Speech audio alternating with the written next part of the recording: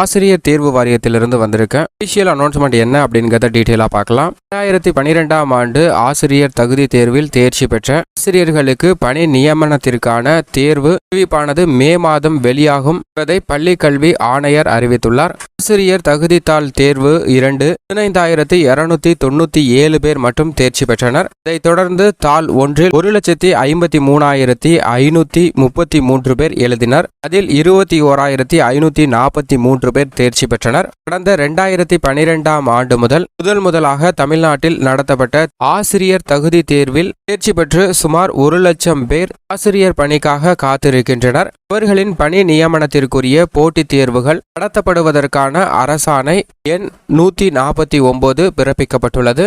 அதற்காக ஆசிரியர் தேர்வு வாரியம் தயாராகி வருகிறது. இந்த போட்டித் தேர்வுகளுக்கான அறிவிப்பு மே மாதம் அல்லது அதற்கு முன்பதாக வெளியிடப்படும். அதற்கு பிறகு தேர்வு